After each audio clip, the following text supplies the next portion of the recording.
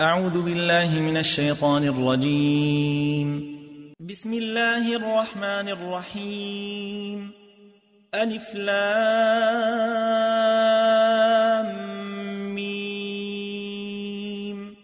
ذلك الكتاب لا ريب فيه هدى للمتقين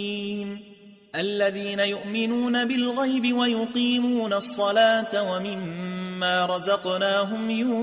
ينفقون والذين يؤمنون بما أنزل إليك وما أنزل من قبلك وبالآخرة هم يوقنون أولئك على هدى من ربهم وأولئك هم المفلحون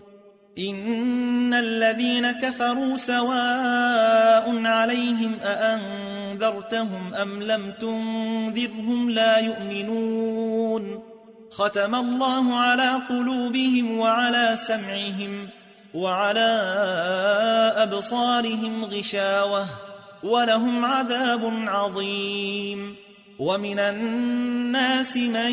يقول آمنا بالله وباليوم الآخر وما هم بمؤمنين يخادعون الله والذين آمنوا وما يخدعون إلا أنفسهم وما يشعرون في قلوبهم مرض فزادهم الله مرضا ولهم عذاب أليم بما كانوا يكذبون وإذا قيل لهم لا تفسدوا في الأرض قالوا إنما نحن مصلحون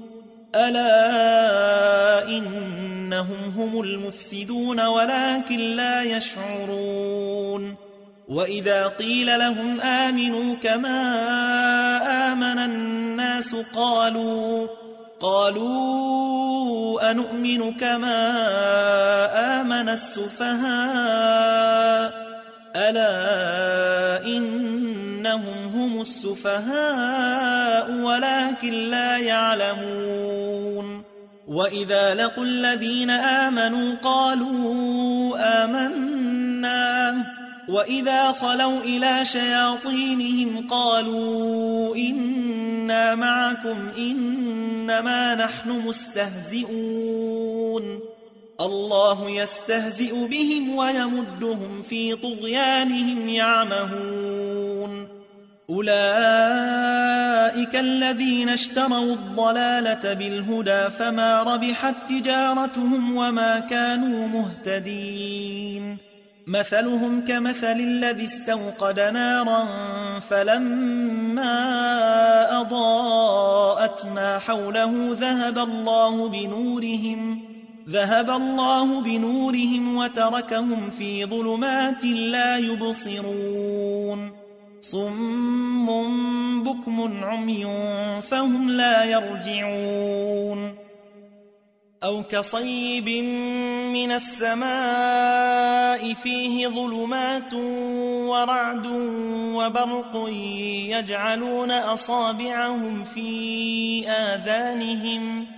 يجعلون أصابعهم في آذانهم من الصواعق حذر الموت والله محيط بالكافرين يكاد البرق يخطف أبصارهم كلما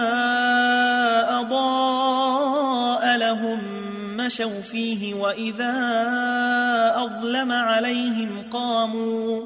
ولو شاء الله لذهب بسمعهم وأبصارهم إن الله على كل شيء قدير يا أيها الناس اعبدوا ربكم الذي خلقكم والذين من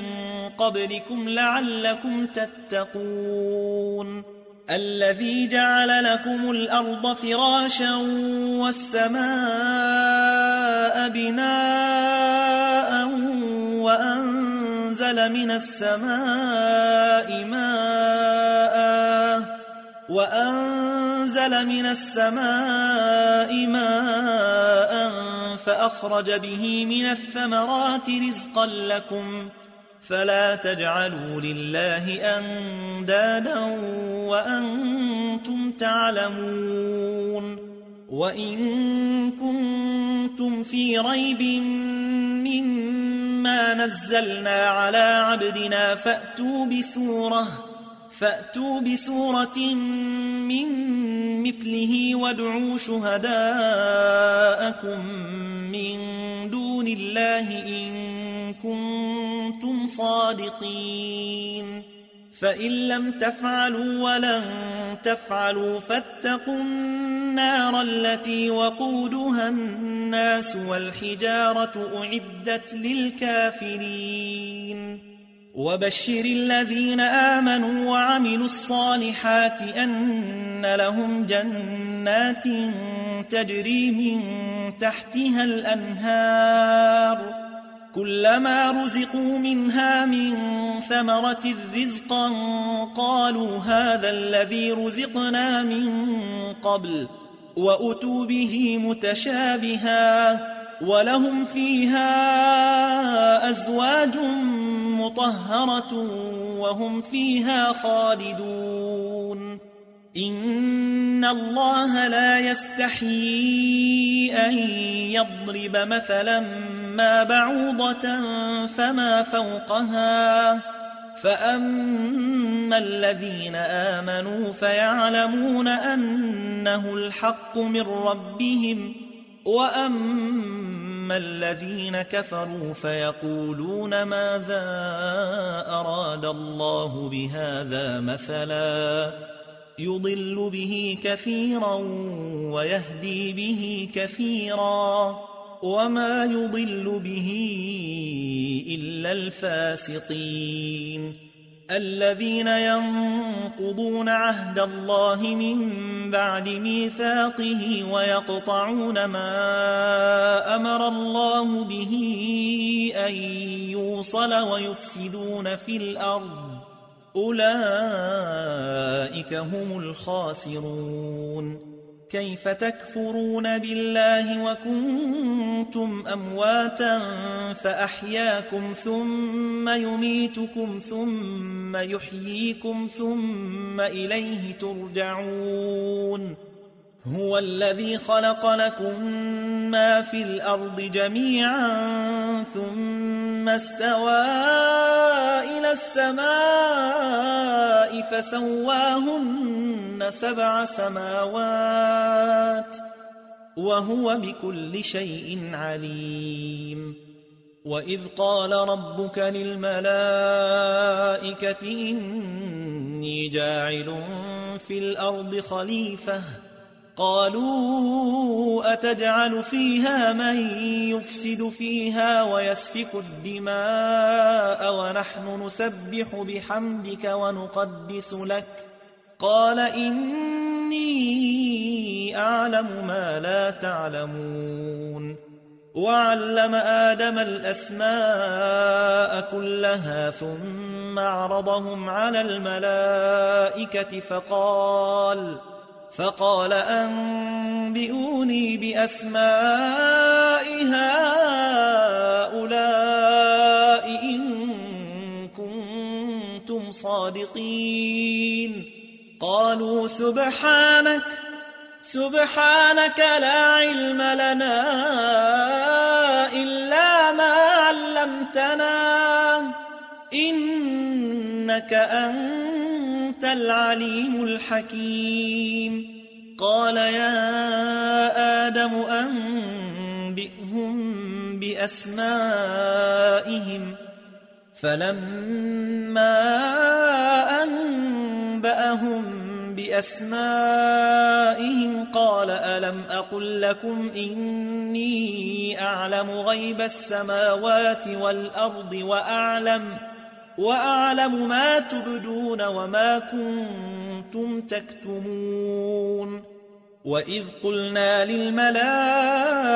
اسجدوا لآدم فسجدوا إلا إبليس أبى واستكبر وكان من الكافرين وقلنا يا آدم اسكن أنت وزوجك الجنة وكلا منها رغدا حيث شئتما ولا تقربا هذه الشجرة فتكونا من الظالمين فأزلهما الشيطان عنها فأخرجهما مما كانا فيه وقلنا اهبطوا بعضكم لبعض عدو ولكم في الأرض مستقر ومتاع إلى حين فتلقى آدم من ربه كلمات فتاب عليه إنه هو التواب الرحيم قلنا اهبطوا منها جميعا فإما يأتينكم مني هدى فمن تبع هداي فلا خوف عليهم ولا هم يحزنون والذين كفروا وكذبوا بآياتنا أولئك أصحاب النار هم فيها خالدون يا بني إسرائيل اذكروا نعمتي التي أنعمت عليكم وأوفوا بعهدي أوف بعهدكم وإياي فارهبون وآمنوا بما أنزلت مصدقا لما معكم ولا تكونوا أول كافر به ولا تشتروا بآياتي ثمنا قليلا وإياي فاتقون ولا تلبسوا الحق بالباطل وتكتموا الحق وأنتم تعلمون وأقيموا الصلاة وآتوا الزكاة واركعوا مع الراكعين أتأمرون الناس بالبر وتنسون أنفسكم وأنتم تتلون الكتاب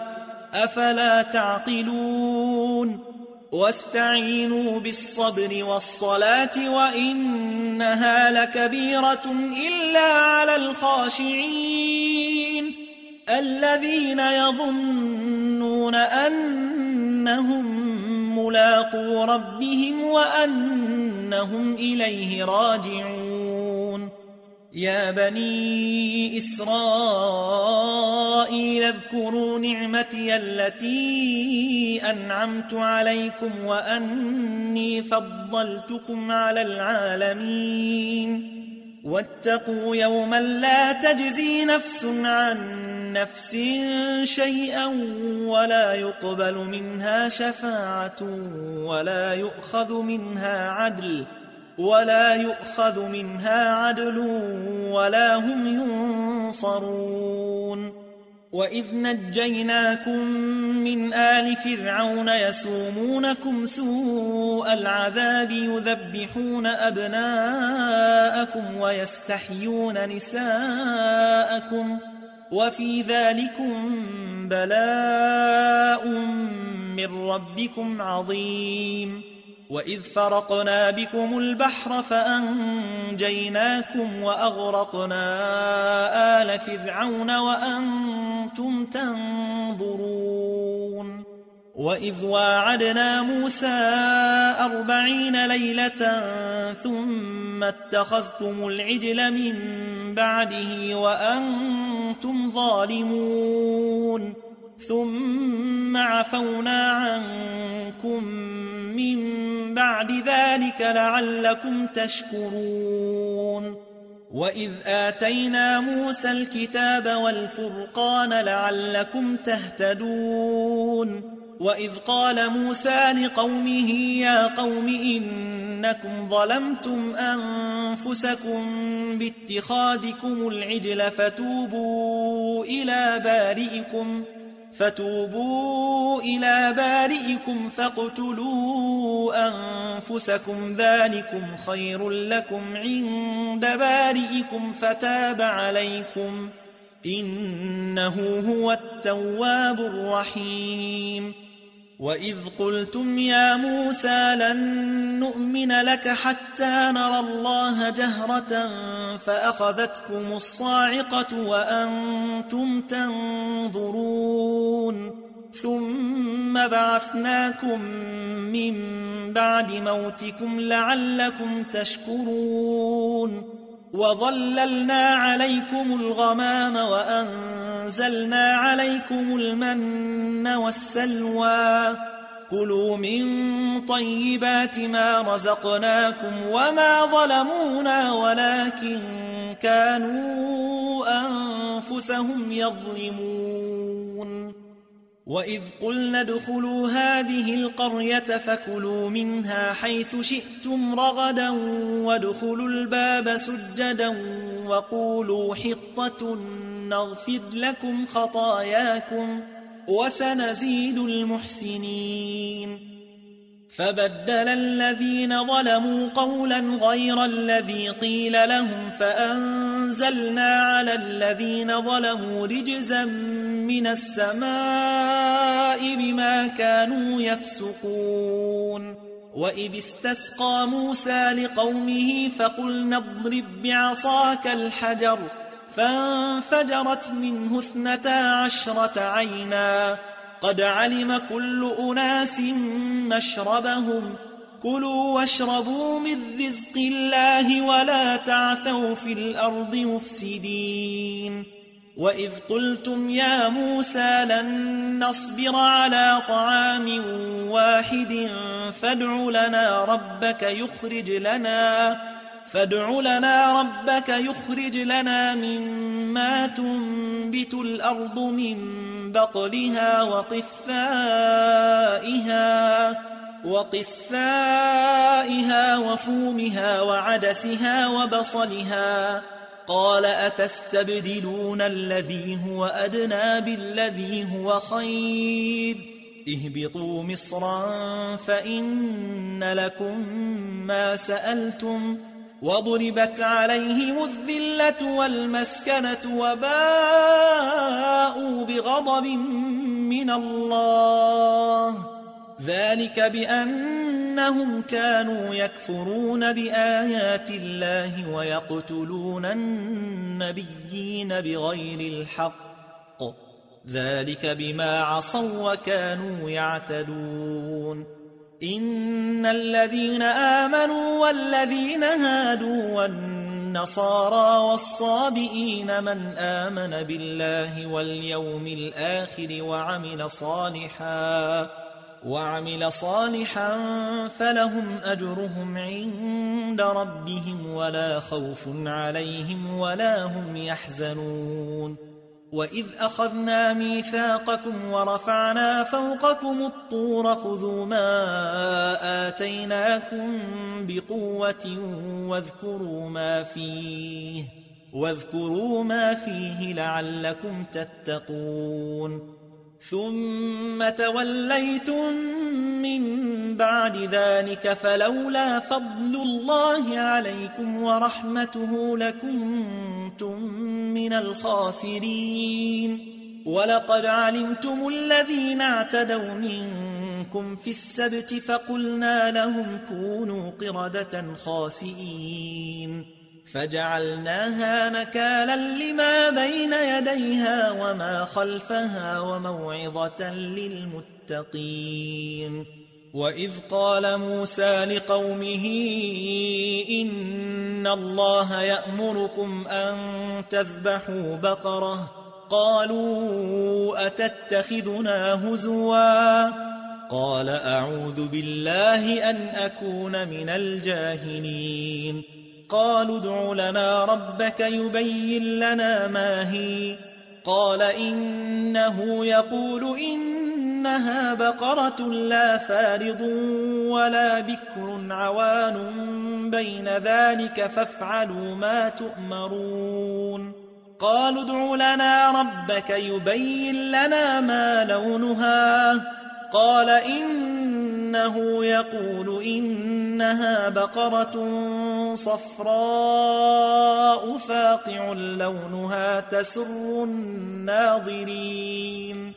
قالوا ادع لنا ربك يبين لنا ما هي إن البقرة شابه علينا وإنا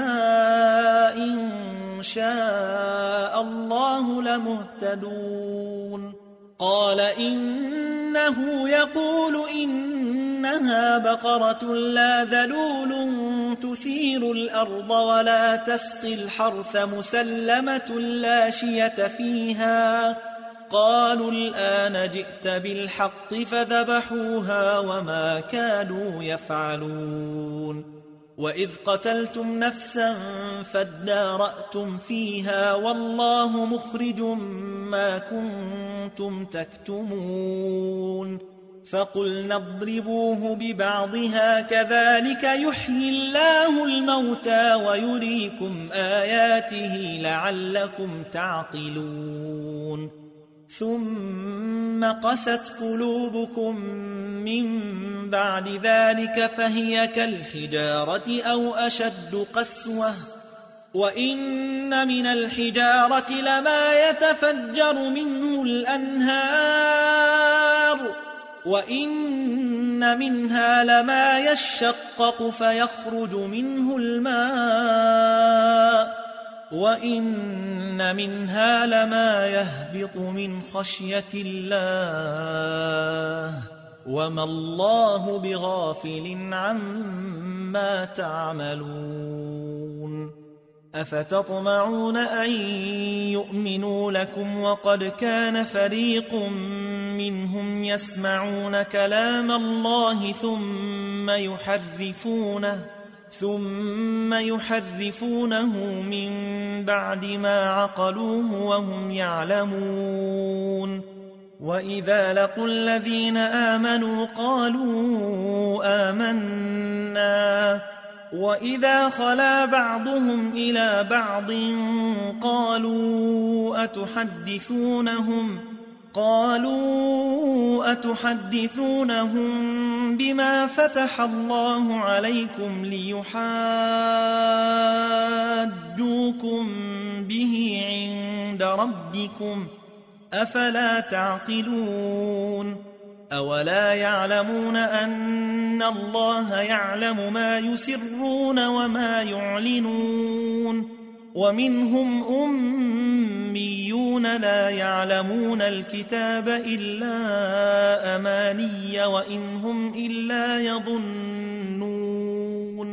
فويل للذين يكتبون الكتاب بأيديهم ثم يقولون هذا من عند الله ليشتروا به ثمنا قليلا فويل لهم مما كتبت أيديهم وويل لهم مما يكسبون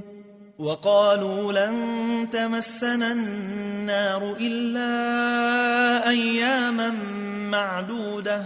قل أتخذتم عند الله عهدا فلن يخلف الله عهده أم تقولون على الله ما لا تعلمون بلى من كسب سيئة وأحاطت به خطيئته فأولئك أصحاب النار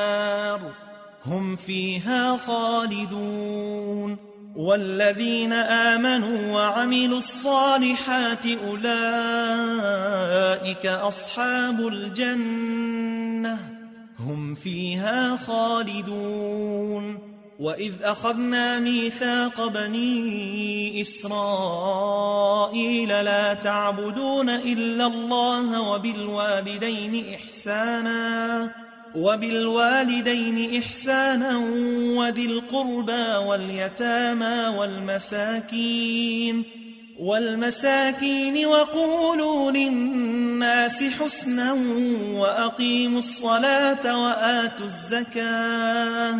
وأقيموا الصلاة وآتوا الزكاة ثم توليتم إلا قليلا منكم وأنتم معرضون وإذ أخذنا ميثاقكم لا تسفكون دماءكم ولا تخرجون أنفسكم من دياركم ثم أقررتم وأنتم تشهدون ثم أنتم هؤلاء تقتلون أنفسكم وتخرجون فريقا منكم من ديارهم تظاهرون عليهم بالإثم والعدوان وإن يأتوكم أسارى تفادوهم وهو محرم عليكم إخراجهم أفتؤمنون ببعض الكتاب وتكفرون ببعض فما جزاء من يفعل ذلك منكم إلا خزي في الحياة الدنيا ويوم القيامة يردون إلى أشد العذاب وما الله بغافل عما تعملون أولئك الذين اشتروا الحياة الدنيا بالآخرة فلا يخفف عنهم العذاب ولا هم ينصرون ولقد آتينا موسى الكتاب وقفينا من بعده بالرسل وآتينا عيسى ابن مريم البينات وأيدناه بروح القدس أفكلما جاءكم رسول بما لا تهوى أنفسكم استكبرتم ففريقا كذبتم وفريقا تقتلون وقالوا قلوبنا غلف بل لعنهم الله بكفرهم فقليلا ما يؤمنون ولما جاءهم كتاب من عند الله مصدق لما معهم وكانوا من قبل يستفتحون على الذين كفروا فلما جاءهم ما عرفوا كفروا به فلعنة الله على الكافرين بئس ما اشتروا به أنفسهم أن يكفروا بما أنزل الله بغيا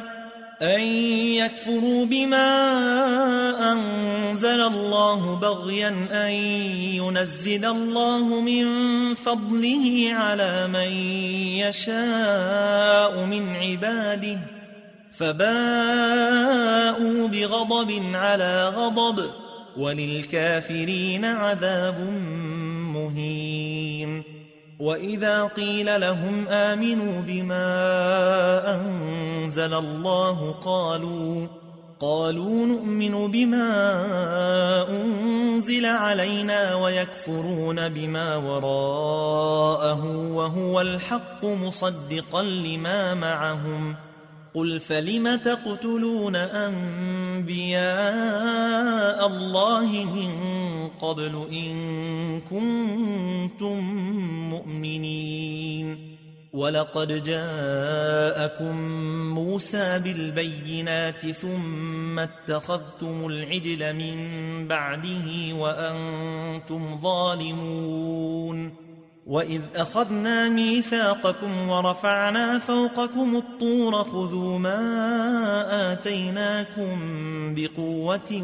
واسمعوا قالوا سمعنا وعصينا وأشربوا في قلوبهم العجل بكفرهم قل بئس ما يأمركم به إيمانكم إن كنتم مؤمنين قل إن كانت لكم الدار الآخرة عند الله خالصة من دون الناس فتمنوا الموت إن كنتم صادقين ولن يتمنوه أبدا بما قدمت أيديهم والله عليم بالظالمين ولتجدنهم أحرص الناس على حياة ومن الذين أشركوا يود أحدهم لو يعمر 1000 سنة وما هو بمزحزحه من العذاب أن يعمر والله بصير بما يعملون قل من كان عدوا لجبريل فإنه نزله على قلبك بإذن الله مصدقا لما بين يديه وهدى وبشرى للمؤمنين من كان عدوا لله وملائكته ورسله وجبريل وميكال فإن الله عدو للكافرين ولقد أنزلنا إليك آيات بينات وما يكفر بها إلا الفاسقون أو كلما عاهدوا عهدا نبذه فريق منهم بل أكثرهم لا يؤمنون ولما جاءهم رسول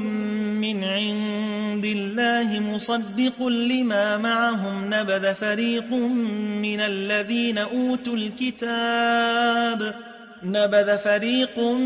من الذين أوتوا الكتاب كتاب الله وراء ظهورهم كأنهم لا يعلمون واتبعوا ما تتلو الشياطين على ملك سليمان وما كفر سليمان ولكن الشياطين كفروا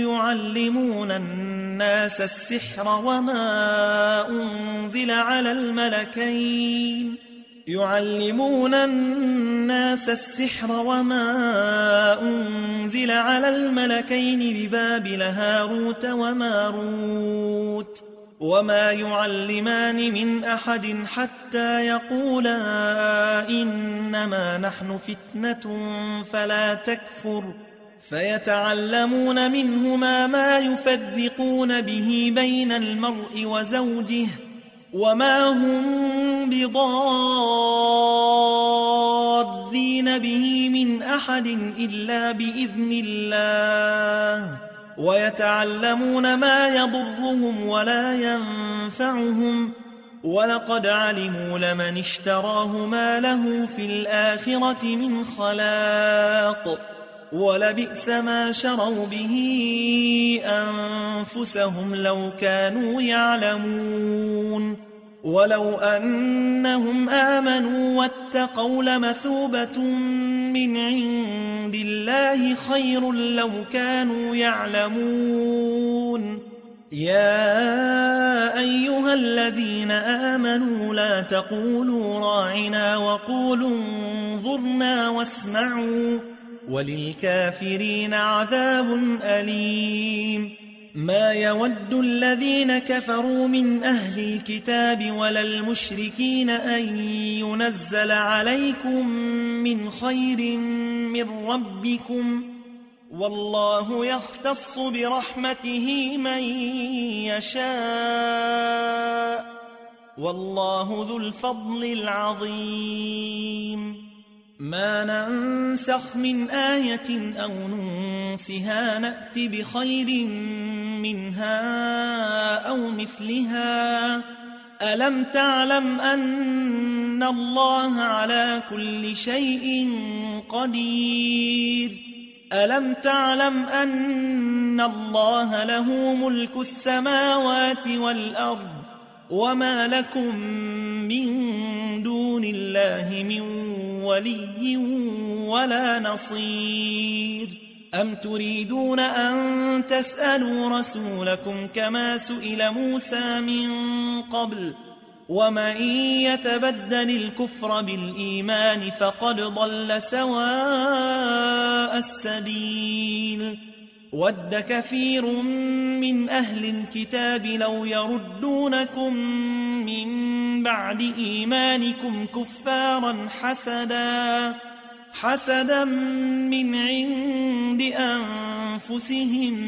من بعد ما تبين لهم الحق فاعفوا واصفحوا حتى يأتي الله بأمره إن الله على كل شيء قدير وأقيموا الصلاة وآتوا الزكاة وما تقدموا لأنفسكم من خير تجدوه عند الله إن الله بما تعملون بصير وقالوا لن يدخل الجنة إلا من كان هودا أو نصارى تلك أمانيهم قل هاتوا برهانكم إن كنتم صادقين بلى من أسلم وجهه لله وهو محسن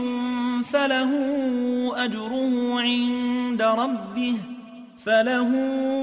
أجره عند ربه ولا خوف عليهم ولا هم يحزنون وقالت اليهود ليست النصارى على شيء وقالت النصارى ليست اليهود على شيء وهم يتلون الكتاب كذلك قال الذين لا يعلمون مثل قولهم فالله يحكم بينهم يوم القيامة فيما كانوا فيه يختلفون ومن أظلم ممن منع مساجد الله أن يذكر فيها اسمه وسعى في خرابها أولئك ما كان لهم أن يدخلوها إلا خائفين لهم في الدنيا خزي ولهم في الآخرة عذاب عظيم ولله المشرق والمغرب فأينما تولوا فثم وجه الله إن الله واسع عليم وقالوا اتخذ الله ولدا سبحانه بل له ما في السماوات والأرض كل له قانتون بديع السماوات والأرض وإذا قضى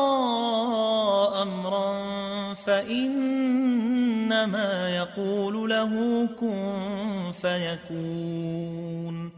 وقال الذين لا يعلمون لولا يكلمنا الله أو تأتينا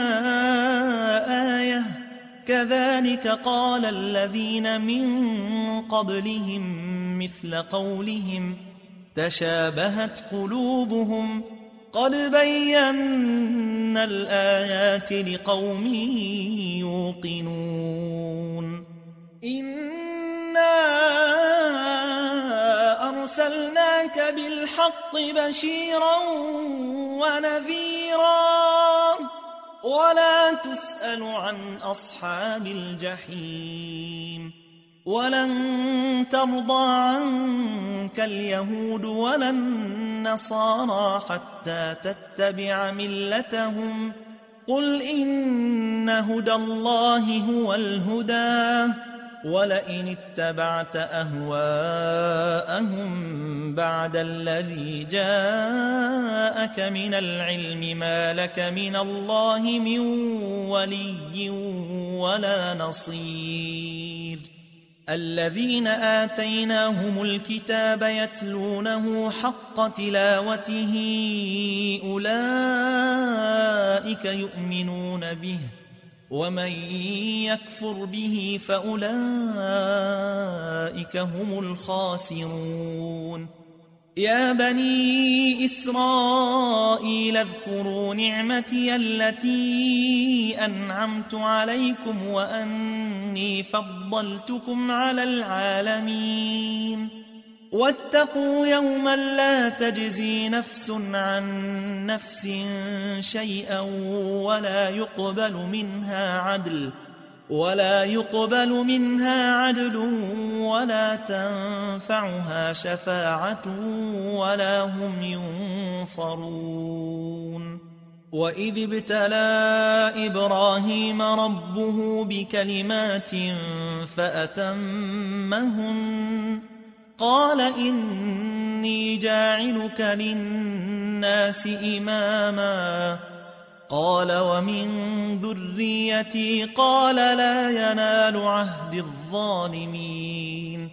وإذ جعلنا البيت مثابة للناس وأمنا واتخذوا من مقام إبراهيم مصلى وعهدنا إلى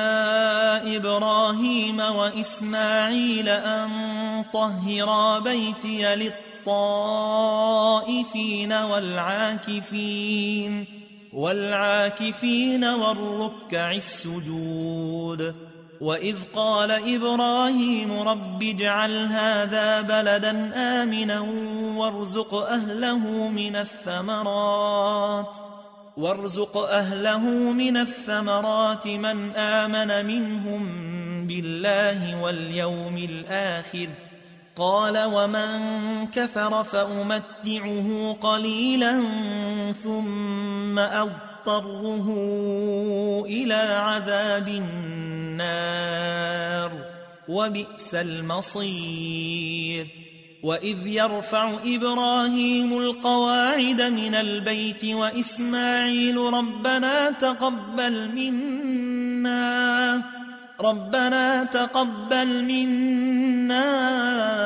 إنك أنت السميع العليم ربنا واجعلنا مسلمين لك ومن ذريتنا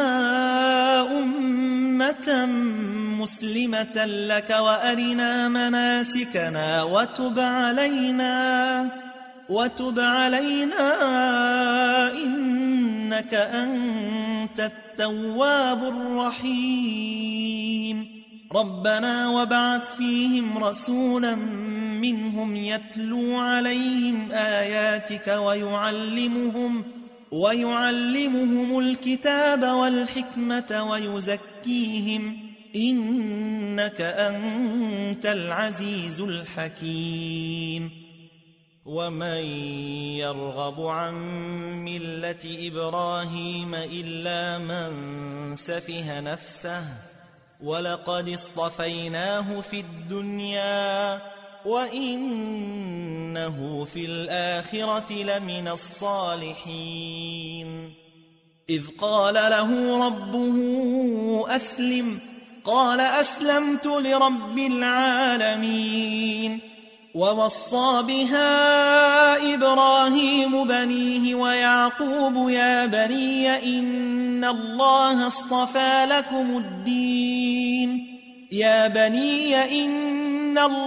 اصطفى لكم الدين فلا تموتن إلا وأنتم مسلمون أم كنتم شهداء إذ حضر يعقوب الموت إذ قال لبنيه ما تعبدون من بعدي قالوا نعبد إلهك وإله آبائك إبراهيم وإسماعيل وإسحاق إلها واحدا ونحن له مسلمون تلك أمة قد خلت لها ما كسبت ولكم ما كسبتم ولا تسألون عما كانوا يعملون وقالوا كونوا هودا أو نصارى تهتدوا قل بل ملة إبراهيم حنيفا وما كان من المشركين قولوا آمنا بالله وما أنزل إلينا وما أنزل إلى إبراهيم وإسماعيل وإسحاق ويعقوب والأسباط وما أوتي موسى وعيسى وما أوتي النبيون من ربهم لا نفرق بين أحد منهم ونحن له مسلمون فإن آمنوا بمثل ما آمنتم به فقد اهتدوا وإن تولوا فإنما هم في شقاق فسيكفيكهم الله وهو السميع العليم صبغة الله ومن أحسن من الله صبغة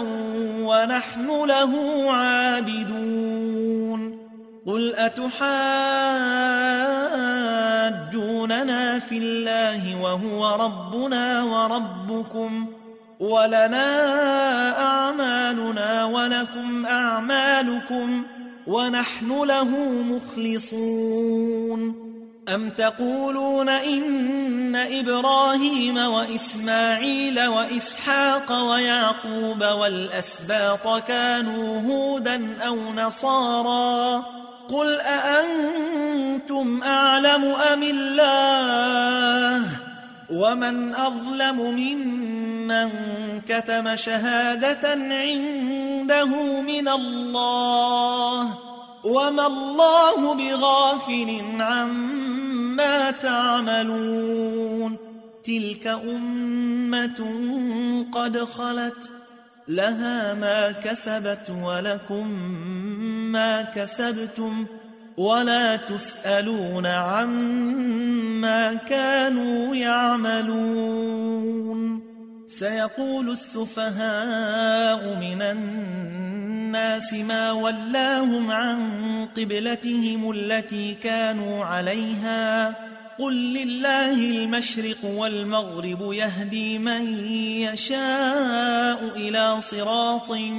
مستقيم وكذلك جعلناكم أمة وسطا لتكونوا شهداء على الناس ويكون الرسول عليكم شهيدا وما جعلنا القبلة التي كنت عليها إلا لنعلم من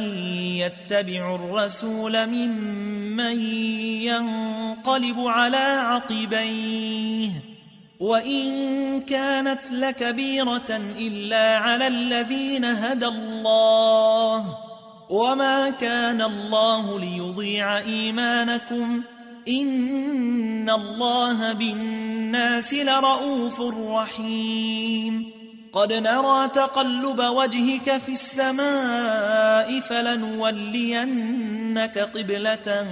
ترضاها فول وجهك شطر المسجد الحرام وحيث ما كنتم فولوا وجوهكم شطره وإن الذين أوتوا الكتاب ليعلمون أنه الحق من ربهم وما الله بغافل عما يعملون ولئن أتيت الذين أوتوا الكتاب بكل آية ما تبعوا قبلتك وما أنت بتابع قبلتهم وما بعضهم بتابع قبلة بعض ولئن اتبعت أهواءهم من بعد ما جاءك من العلم إنك إذا لمن الظالمين الذين آتيناهم الكتاب يعرفونه كما يعرفون أبناءهم وإن وإن فريقا منهم ليكتمون الحق وهم يعلمون الحق من ربك فلا تكونن من الممترين ولكل وجهة هو موليها فاستبقوا الخيرات أينما تكونوا يأت بكم الله جميعا إن الله على كل شيء قدير ومن حيث خرجت فول وجهك شطر المسجد الحرام وإنه للحق من ربك وما الله بغافل عما تعملون ومن حيث خرجت فول وجهك شطر المسجد الحرام وحيث ما كنتم فولوا وجوهكم شطره لئلا يكون للناس عليكم حجة إلا الذين ظلموا منهم فلا تخشوهم واخشوني ولأتم نعمتي عليكم ولعلكم تهتدون كما أرسلنا فيكم رسولا منكم يتلو عليكم آياتنا ويزكيكم ويعلمكم الكتاب والحكمة ويعلمكم ما لم تكونوا تعلمون فاذكروني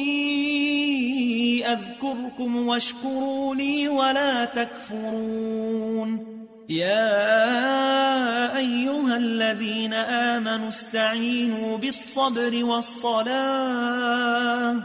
إن الله مع الصابرين ولا تقولوا لمن يقتل في سبيل الله أموات بل أحياء ولكن لا تشعرون ولنبلونكم بشيء من الخوف والجوع ونقص من الأموال والأنفس والثمرات وبشر الصابرين الذين إذا أصابتهم مصيبة قالوا إنا لله وإنا إليه راجعون أولئك عليهم صلوات من ربهم ورحمة وأولئك هم المهتدون إن الصفا والمروة من شعائر الله فمن حج البيت أو اعتمر فلا جناح عليه أن يطوف بهما ومن تطوع خيرا فإن الله شاكر عليم إن الذين يكتمون ما أنزلنا من البينات والهدى من بعد ما بيناه للناس في الكتاب أولئك يلعنهم الله ويلعنهم اللاعنون إلا الذين تابوا وأصلحوا وبينوا فأولئك أتوب عليهم وأنا التواب الرحيم إن الذين كفروا وماتوا وهم كفار أولئك عليهم لعنة الله والملائكة والناس أجمعين خالدين فيها لا يخفف عنهم العذاب ولا هم ينظرون وإلهكم إله واحد لا إله إلا هو الرحمن الرحيم إن إن في خلق السماوات والأرض واختلاف الليل والنهار والفلك التي تجري في البحر بما ينفع الناس وما أنزل الله من السماء من ماء فأحيا به الأرض بعد موتها وبث فيها من كل دابة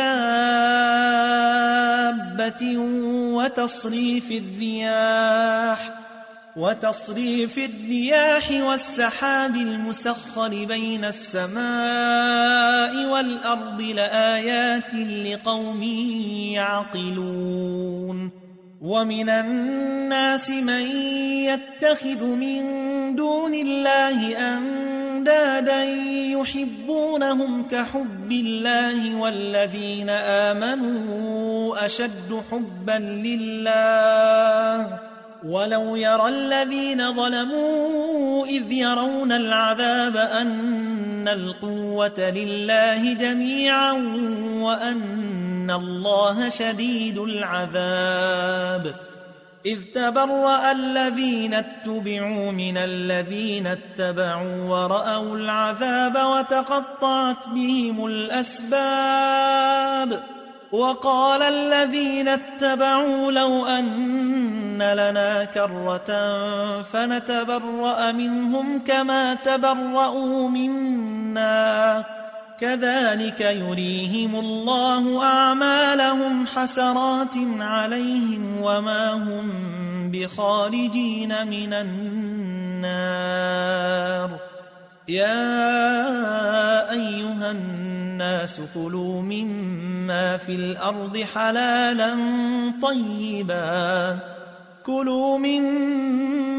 الأرض حلالا طيبا ولا تتبعوا خطوات الشيطان إنه لكم عدو مبين إنما يأمركم بالسوء والفحشاء وأن تقولوا على الله ما لا تعلمون وإذا قيل لهم اتبعوا ما أنزل الله قالوا بل نتبع ما ألفينا عليه آباءنا أولو كان آباؤهم لا يعقلون شيئا ولا يهتدون ومثل الذين كفروا كمثل الذي ينعق بما لا يسمع إلا دعاء ونداء صم بكم عمي فهم لا يعقلون يا أيها الذين آمنوا كلوا من طيبات ما رزقناكم واشكروا لله إن كنتم إياه تعبدون إنما حرم عليكم الميتة والدم ولحم الخنزير وما أهل به لغير الله فمن اضطر غير باغ ولا عاد فلا إثم عليه إن الله غفور رحيم إن الذين يكتمون ما أنزل الله من الكتاب ويشترون به ثمنا قليلا أولئك ما يأكلون في بطونهم إلا النار ولا يكلمهم الله يوم القيامة ولا يزكيهم ولهم عذاب أليم أولئك الذين اشتروا الضلالة بالهدى والعذاب بالمغفرة فما أصبرهم على النار ذلك بأن الله نزل الكتاب بالحق وإن الذين اختلفوا في الكتاب لفي شقاق بعيد ليس البر أن تولوا وجوهكم قبل المشرق والمغرب ولكن البر من آمن بالله واليوم الآخر والملائكة والكتاب والنبيين وآتى المال على حبه ذوي القربى واليتامى والمساكين وابن السبيل والسائلين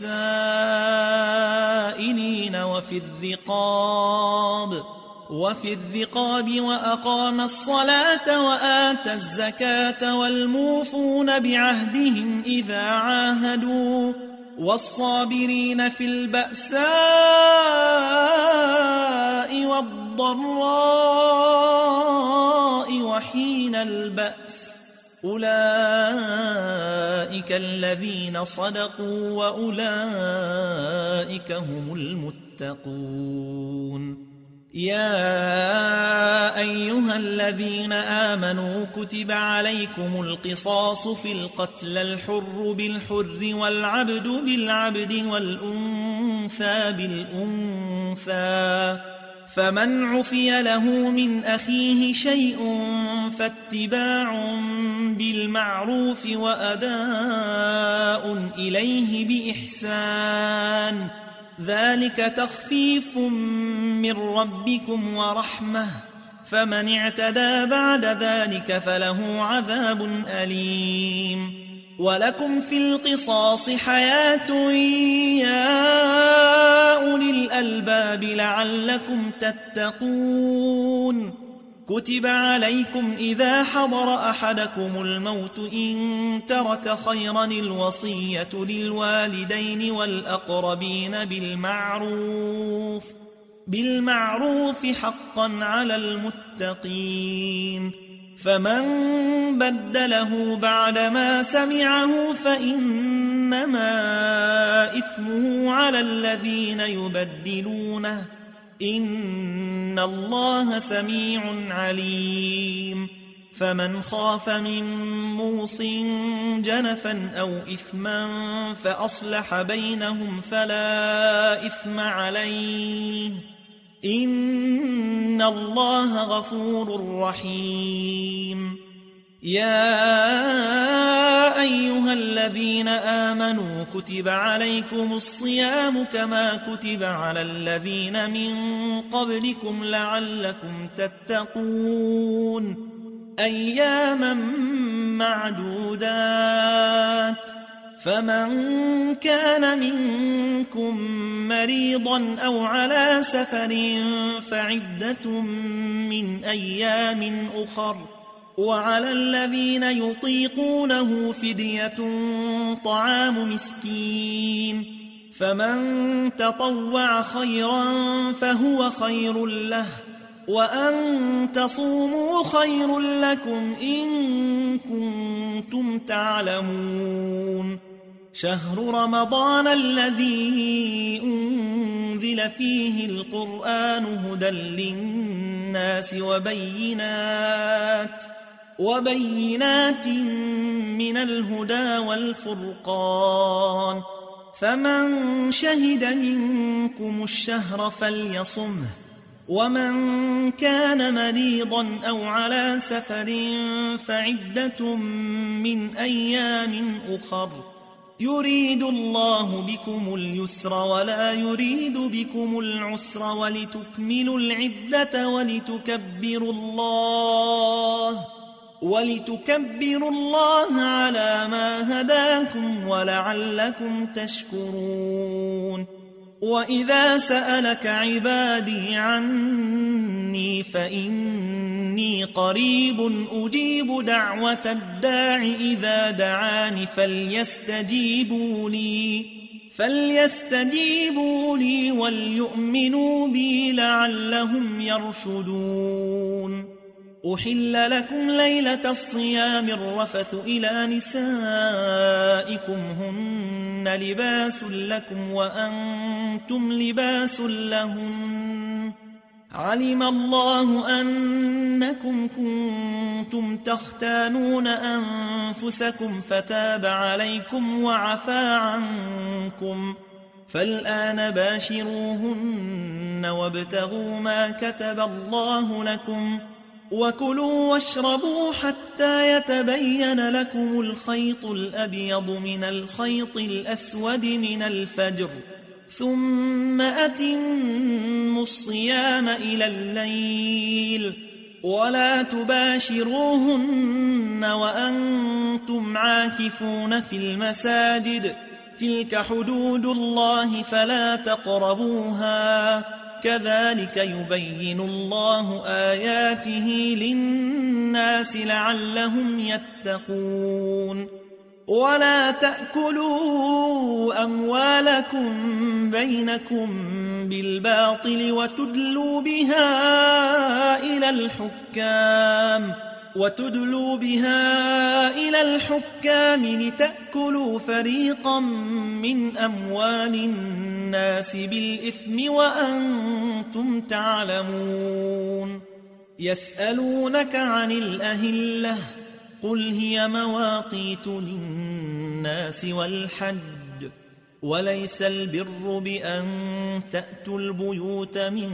ظهورها ولكن البر من اتقى وأتوا البيوت من أبوابها واتقوا الله لعلكم تفلحون وقاتلوا في سبيل الله الذين يقاتلونكم ولا تعتدوا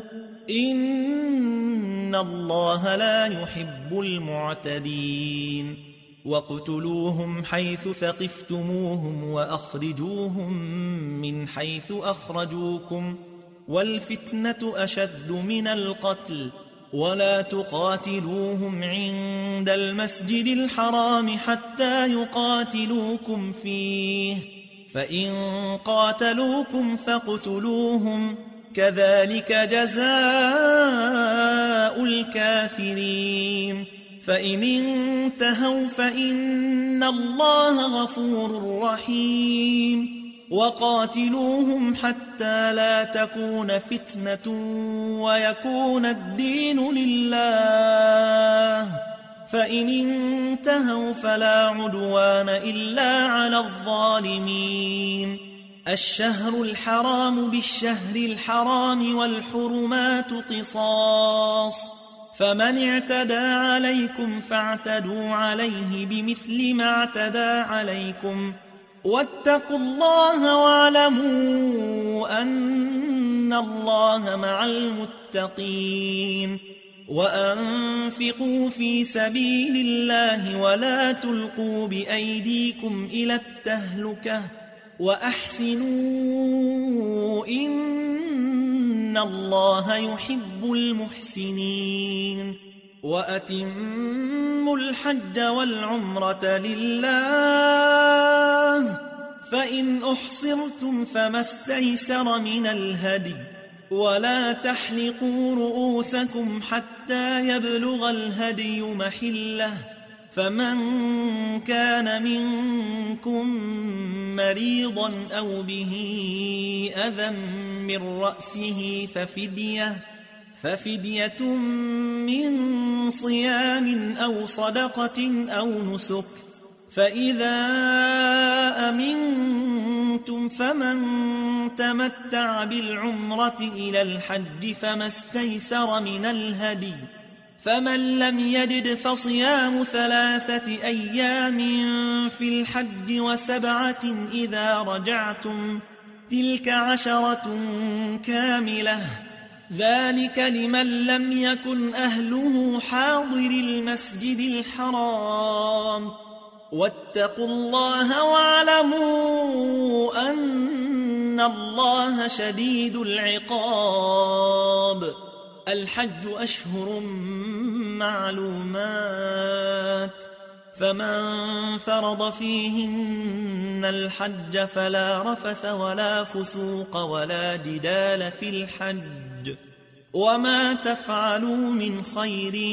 يعلمه الله وتزودوا فإن خير الزاد التقوى واتقون يا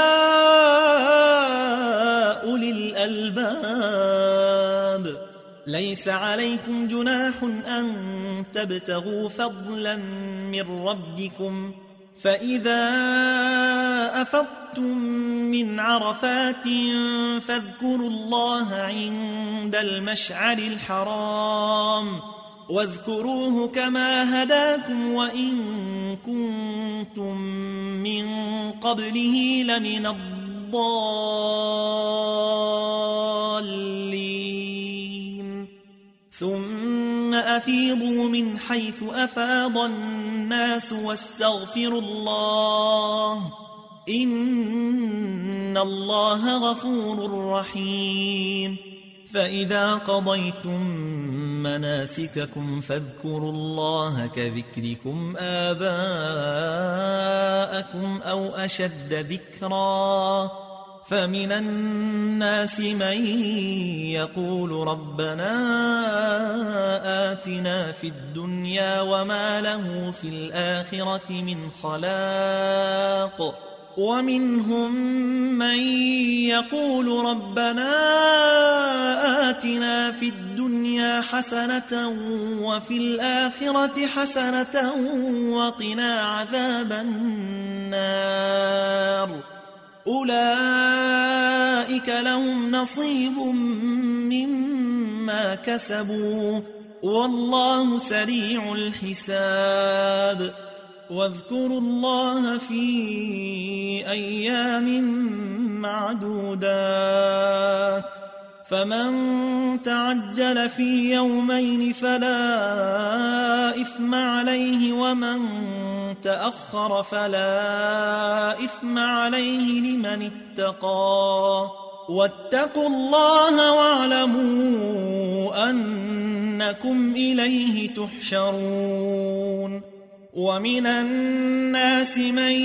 يعجبك قوله في الحياة الدنيا ويشهد الله على ما في قلبه وهو ألد الخصام وإذا تولى سعى في الأرض ليفسد فيها ويهلك الحرث والنسل والله لا يحب الفساد وإذا قيل له اتق الله أخذته العزة بالإثم فحسبه جهنم ولبئس المهاد ومن الناس من يشري نفسه ابتغاء مرضات الله والله رؤوف بالعباد يا أيها الذين آمنوا ادخلوا في السلم كافة ولا تتبعوا خطوات الشيطان إنه لكم عدو مبين فإن زللتم من بعد ما جاءتكم البينات فاعلموا أن الله عزيز حكيم هل ينظرون إلا أن يأتيهم الله في ظلل من الغمام والملائكة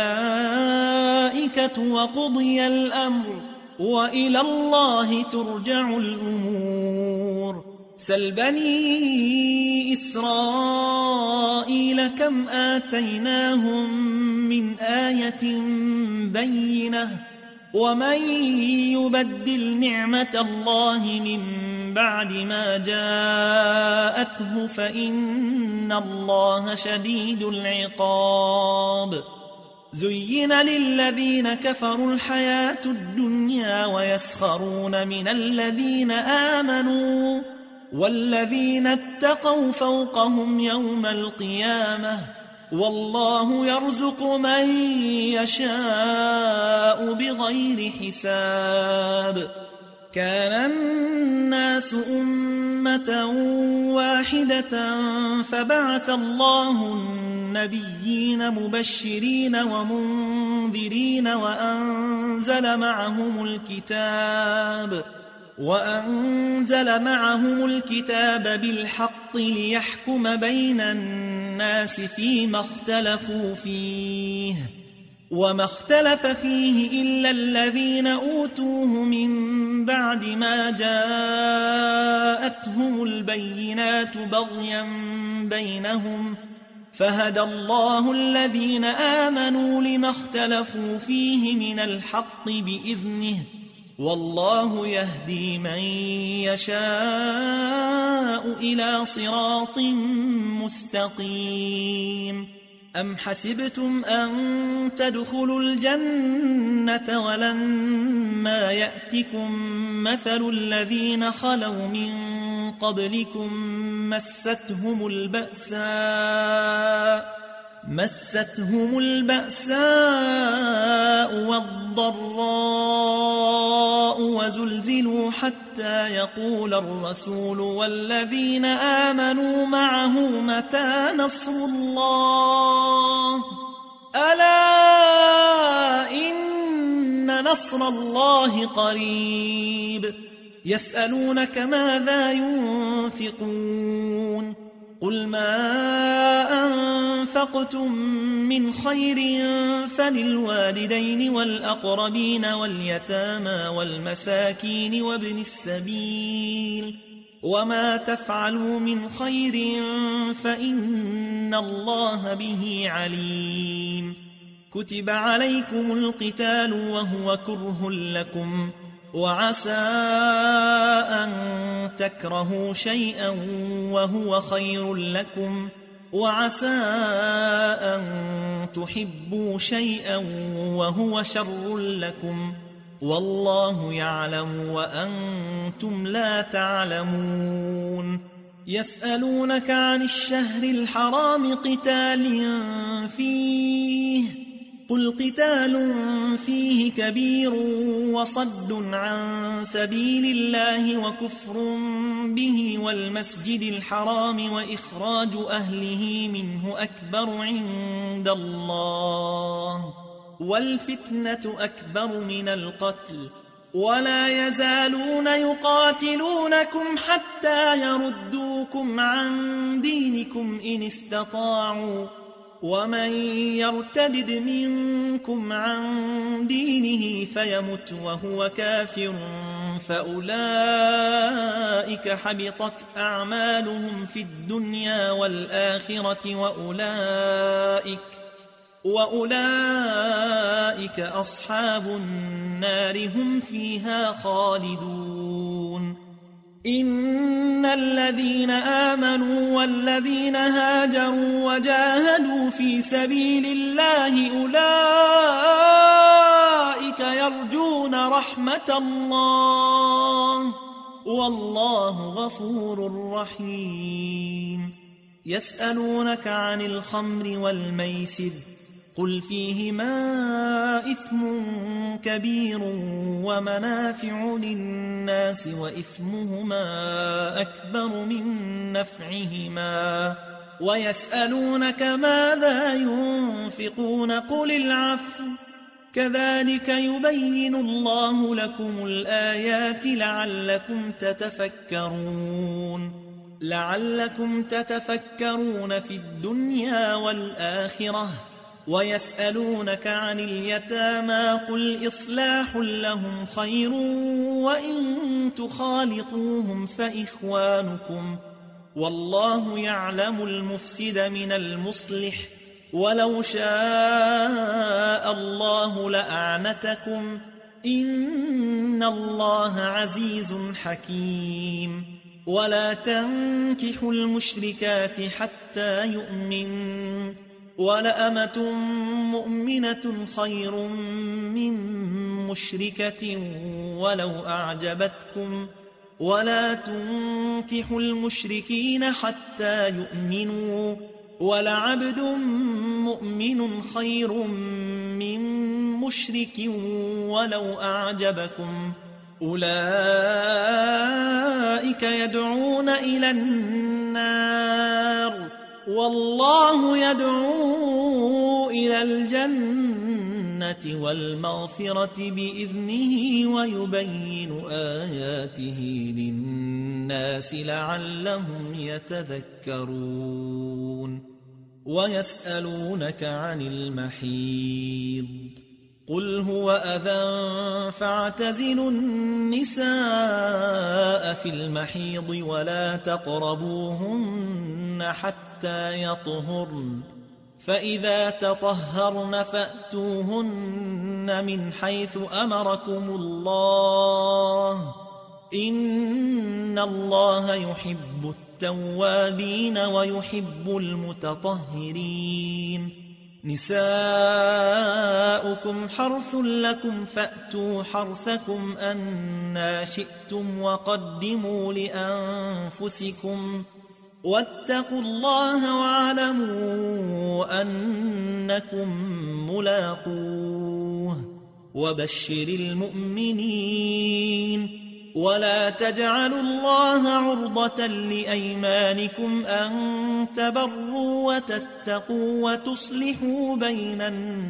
الناس والله سميع عليم لا يؤاخذكم الله باللغو في أيمانكم ولكن يؤاخذكم بما كسبت قلوبكم والله غفور حليم للذين يؤلون من نسائهم تربص 4 أشهر فإن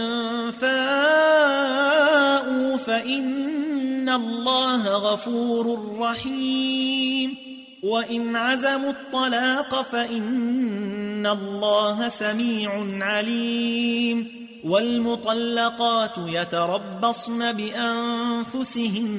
3 قروء ولا يحل لهن أن يكتمن ما خلق الله في أرحامهن إن كن يؤمن بالله واليوم الآخر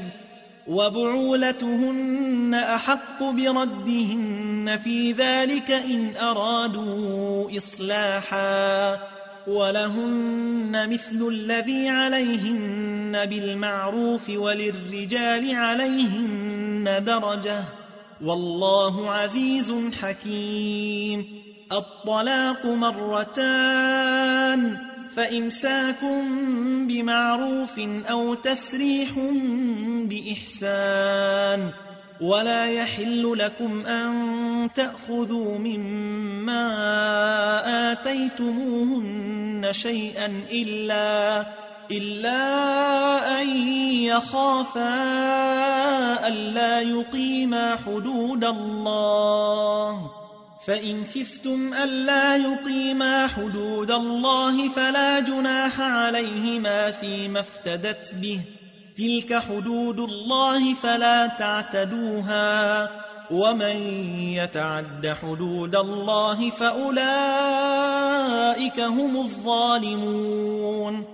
فإن طلقها فلا تحل له من بعد حتى تنكح زوجا غيره فإن طلقها فلا جناح عليهما أن يتراجعا إن ظنا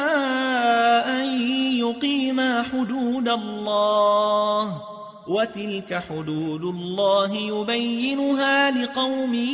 يعلمون وإذا طلقتم النساء فبلغن أجلهن فأمسكوهن بمعروف أو سرحوهن بمعروف ولا تمسكوهن ضرارا لتعتدوا ومن يفعل ذلك فقد ظلم نفسه ولا تتخذوا آيات الله هزوا واذكروا نعمة الله عليكم وما أنزل عليكم من الكتاب والحكمة يعظكم به واتقوا الله واعلموا أن الله بكل شيء عليم. وإذا طلقتم النساء فبلغن أجلهن فلا تعضلوهن أن ينكحن أزواجهن إذا تراضوا بينهم بالمعروف، ذلك يوعظ به من كان منكم يؤمن بالله واليوم الآخر، ذلكم أزكى لكم وأطهر، والله يعلم وأنتم لا تعلمون. والوالدات يرضعن أولادهن حولين كاملين لمن أراد أن يتم الرضاعة، وعلى المولود له رزقهن وكسوتهن بالمعروف، لا تكلف نفس إلا وسعها، لا تضار والدة بولدها ولا مولود له بولده، وعلى الوارث مثل ذلك، فإن أرادا فصالا عن تراض منهما وتشاور فلا جناح عليهما. وإن أردتم أن تسترضعوا أولادكم فلا جناح عليكم إذا سلمتم ما آتيتم بالمعروف، واتقوا الله واعلموا أن الله بما تعملون بصير. والذين يتوفون منكم ويذرون أزواجا يتربصن بأنفسهن 4 أشهر وعشرا، فإذا بلغن أجلهن فلا جناح عليكم فيما فعلن في أنفسهن بالمعروف، والله بما تعملون خبير. ولا جناح عليكم فيما عرضتم به من خطبة النساء أو أكننتم في أنفسكم، علم الله أنكم ستذكرونهن ولكن لا تواعدوهن سرا إلا أن تقولوا قولا معروفا، ولا تعزموا عقدة النكاح حتى يبلغ الكتاب أجله، واعلموا أن الله يعلم ما في أنفسكم فاحذروه، واعلموا أن الله غفور حليم. لا جناح عليكم إن طلقتم النساء ما لم تمسوهن أو تفرضوا لهن فريضة، ومتعوهن على الموسع قدره وعلى المقتر قدره متاعا بالمعروف حقا على المحسنين. وإن طلقتموهن من قبل أن تمسوهن وقد فرضتم لهن فريضة فنصف ما فرضتم إلا أن يعفون أو يعفو الذي بيده عقدة النكاح، وأن تعفوا أقرب للتقوى، ولا تنسوا الفضل بينكم، إن الله بما تعملون بصير. حافظوا على الصلوات والصلاة الوسطى وقوموا لله قانتين. فإن خفتم فرجالا أو ركبانا، فإذا أمنتم فاذكروا الله كما علمكم ما لم تكونوا تعلمون. والذين يتوفون منكم ويذرون أزواجا وصية لأزواجهم متاعا إلى الحول غير إخراج، فإن خرجن فلا جناح عليكم فيما فعلن في أنفسهن من معروف، والله عزيز حكيم. وللمطلقات متاع بالمعروف حقا على المتقين، كذلك يبين الله لكم آياته لعلكم تعقلون. ألم تر إلى الذين خرجوا من ديارهم وهم ألوف حذر الموت فقال لهم الله موتوا ثم أحياهم، إن الله لذو فضل على الناس ولكن أكثر الناس لا يشكرون. وقاتلوا في سبيل الله واعلموا أن الله سميع عليم. من ذا الذي يقرض الله قرضا حسنا فيضاعفه له أضعافا كثيرة، والله يقبض ويبسط وإليه ترجعون. ألم تر إلى الملأ من بني إسرائيل من بعد موسى إذ قالوا لنبي له ابعث لنا ملكا نقاتل في سبيل الله، قال هل عسيتم إن كتب عليكم القتال ألا تقاتلوا؟ قالوا وما لنا ألا نقاتل في سبيل الله وقد أخرجنا من ديارنا وأبنائنا، فلما كتب عليهم القتال تولوا إلا قليلا منهم، والله عليم بالظالمين. وقال لهم نبيهم إن الله قد بعث لكم طالوت ملكا،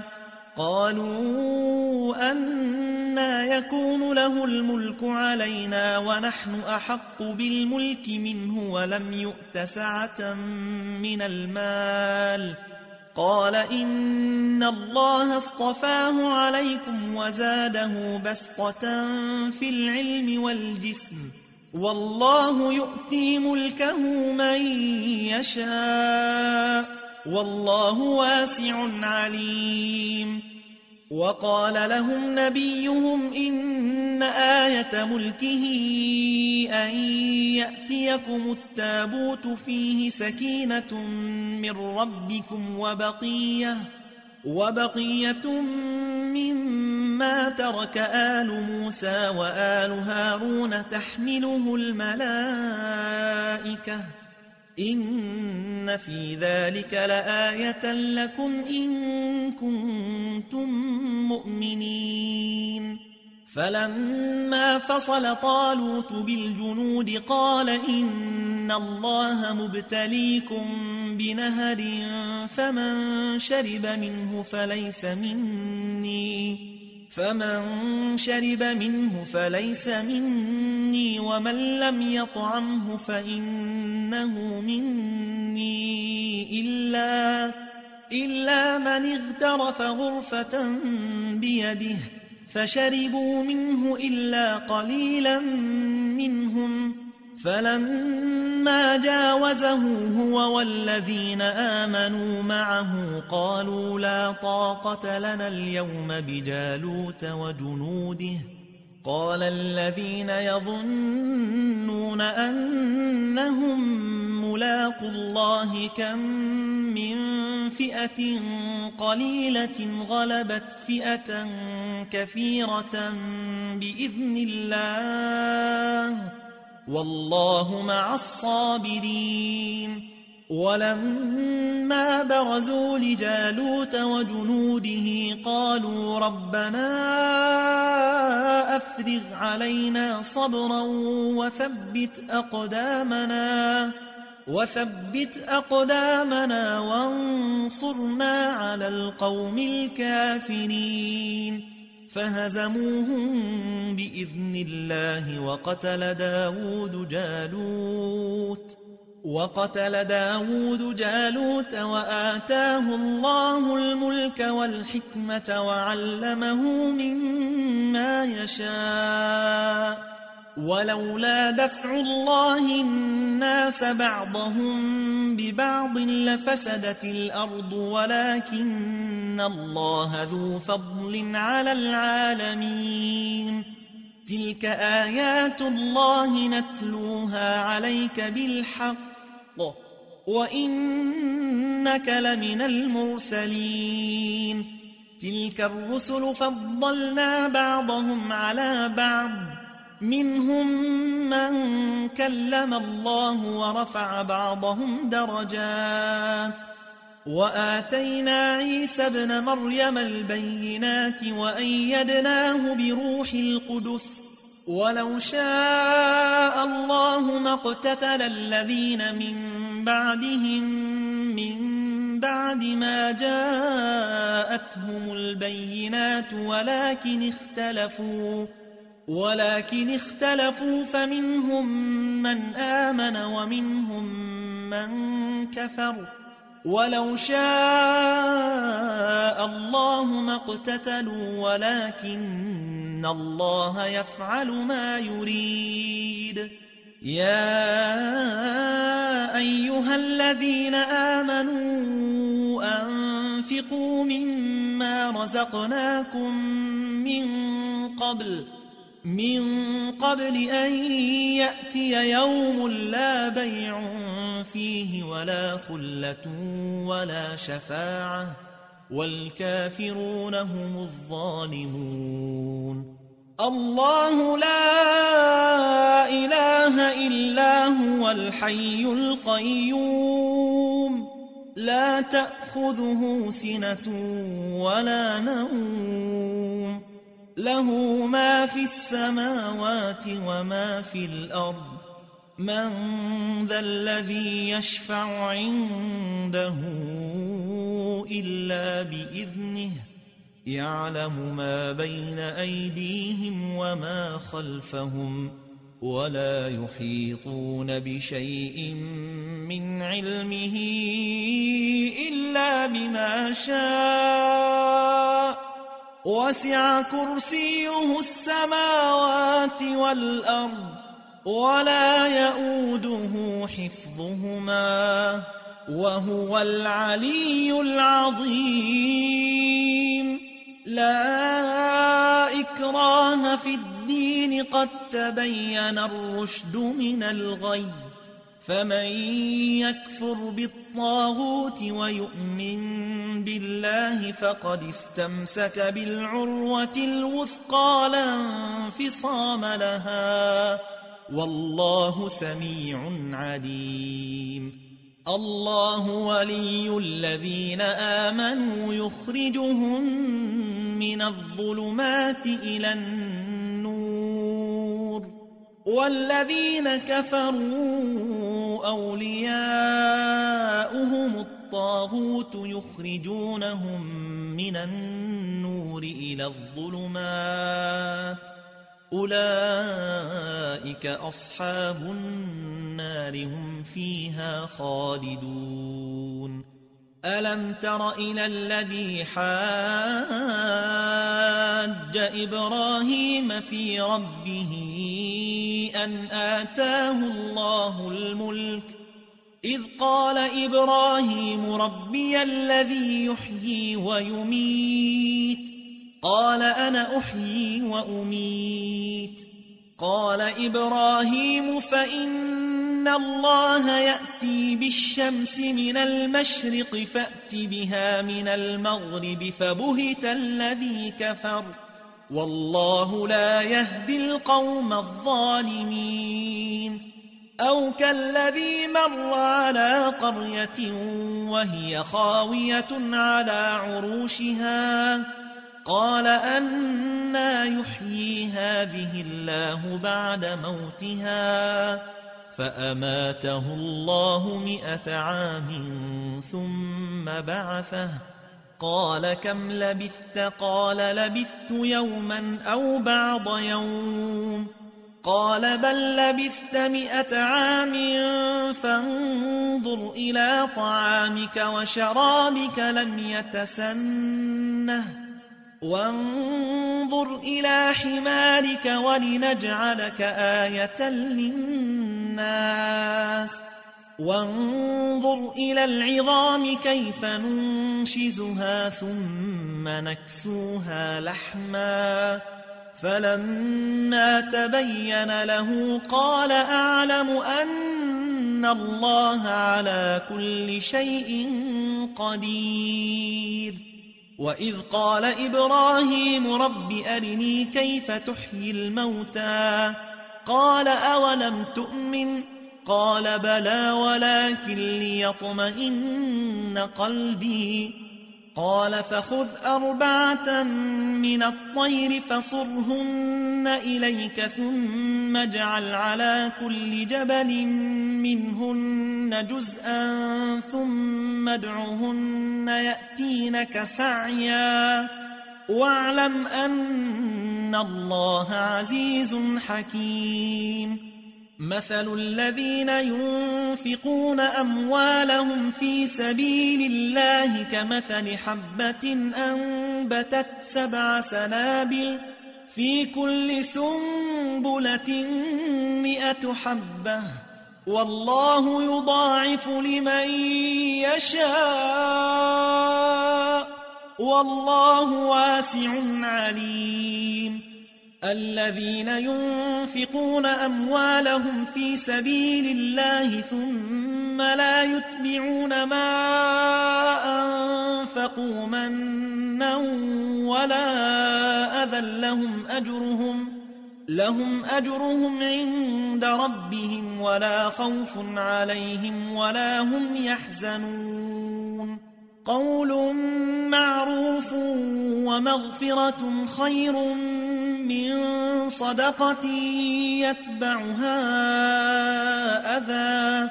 والله غني حليم يا أيها الذين آمنوا لا تبطلوا صدقاتكم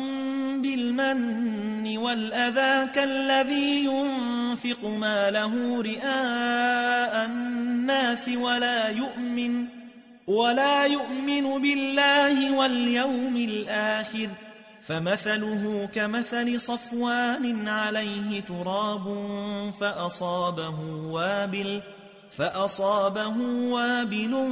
فتركه صلدا لا يقدرون على شيء مما كسبوا والله لا يهدي القوم الكافرين ومثل الذين ينفقون أموالهم ابتغاء مرضات الله وتثبيتا من أنفسهم كمثل جنة بربوة أصابها وابل فآتت أكلها ضعفين فإن لم يصبها وابل فطل والله بما تعملون بصير أيود أحدكم أن تكون له جنة من نخيل وأعناب تجري من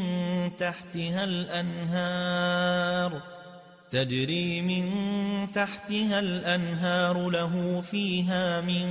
كل الثمرات وأصابه الكبر وله ذرية ضعفاء فأصابها إعصار فيه نار فاحترقت كذلك يبين الله لكم الآيات لعلكم تتفكرون يا أيها الذين آمنوا أنفقوا من طيبات ما كسبتم ومما أخرجنا لكم من الأرض ولا تيمموا الخبيث منه تنفقون ولستم بآخذيه إلا أن تغمضوا فيه واعلموا أن الله غني حميد. الشيطان يعدكم الفقر ويأمركم بالفحشاء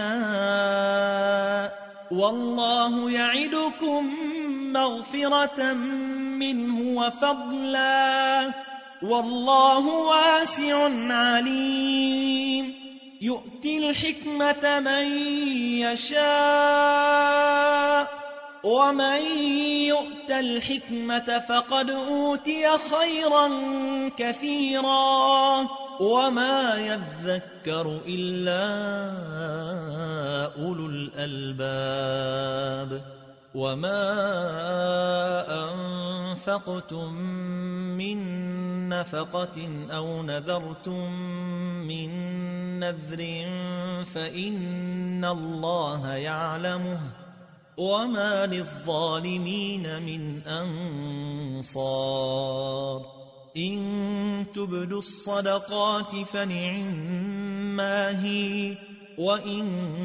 تخفوها وتؤتوها الفقراء فهو خير لكم ويكفر عنكم من سيئاتكم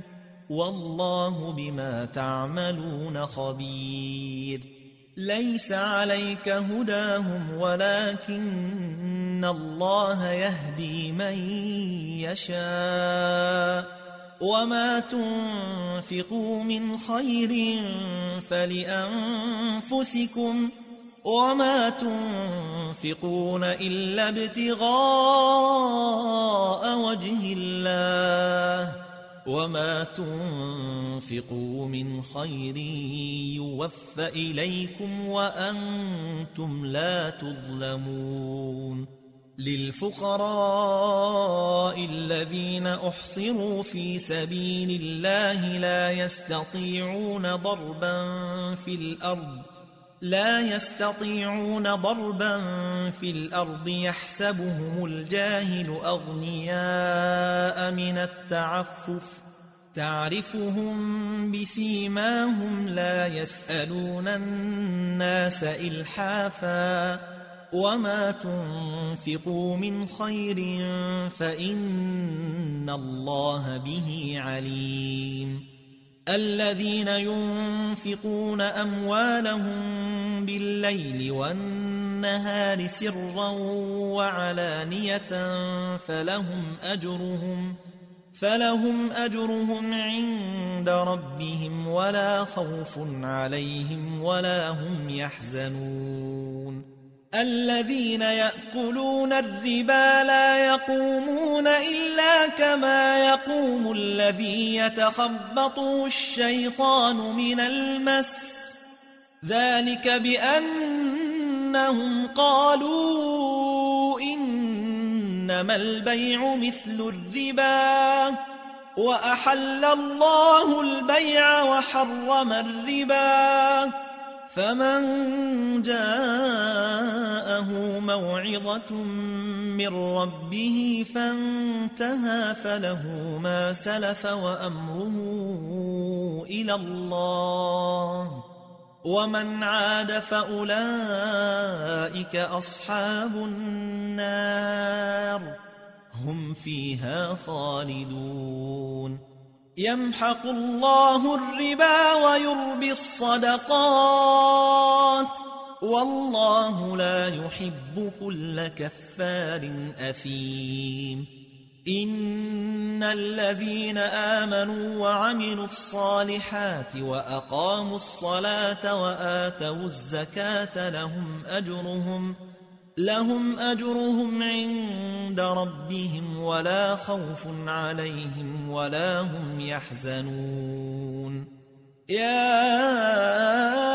أيها الذين آمنوا اتقوا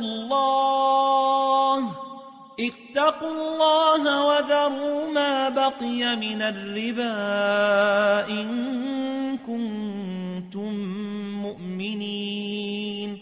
فإن لم تفعلوا فأذنوا بحرب من الله ورسوله وإن تبتم فلكم رؤوس أموالكم لا تظلمون ولا تظلمون وإن كان ذو عسرة فنظرة إلى ميسرة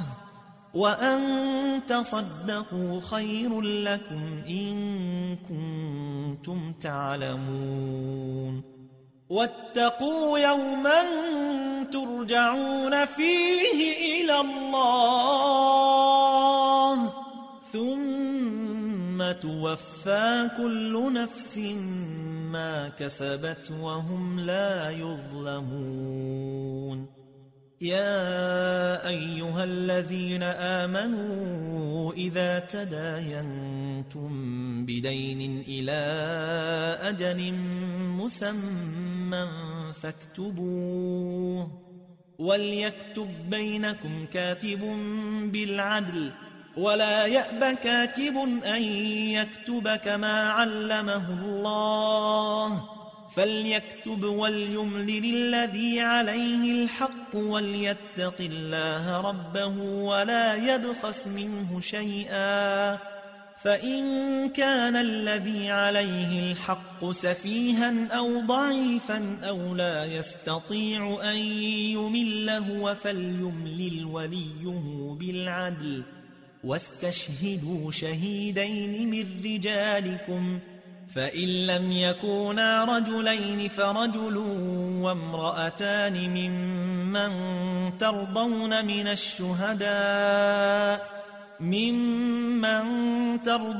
من الشهداء أن تضل إحداهما فتذكر إحداهما الأخرى ولا يأبى الشهداء إذا ما دعوا ولا تسأموا أن تكتبوه صغيرا أو كبيرا إلى أجله ذلكم أقسط عند الله وأقوم للشهادة وأدنى ألا ترتابوا إلا أن تكون تجارة حاضرة تديرونها بينكم فليس عليكم جناح ألا تكتبوها وأشهدوا إذا تبايعتم ولا يضار كاتب ولا شهيد وإن تفعلوا فإنه فسوق بكم واتقوا الله ويعلمكم الله والله بكل شيء عليم وإن كنتم على سفر ولم تجدوا كاتبا فرهان مقبوضة فإن أمن بعضكم بعضا فليؤدي الذي اؤتمن أمانته وليتق الله ربه ولا تكتموا الشهادة ومن يكتمها فإنه آثم قلبه والله بما تعملون عليم لله ما في السماوات وما في الأرض وإن تبدوا ما في أنفسكم أو تخفوه يحاسبكم به الله فيغفر لمن يشاء ويعذب من يشاء والله على كل شيء قدير آمن الرسول بما أنزل إليه من ربه والمؤمنون كل آمن بالله وملائكته وكتبه ورسله لا نفرق بين أحد من رسله وقالوا سمعنا وأطعنا غفرانك ربنا وإليك المصير لا يكلف الله نفسا إلا وسعها لها ما كسبت وعليها ما اكتسبت. ربنا لا تؤاخذنا إن نسينا أو أخطأنا. ربنا ولا تحمل علينا إصرا كما حملته على الذين من قبلنا. ربنا ولا تحملنا ما لا طاقة لنا به واعف عنا واغفر لنا وارحمنا أنت مولانا فانصرنا على القوم الكافرين.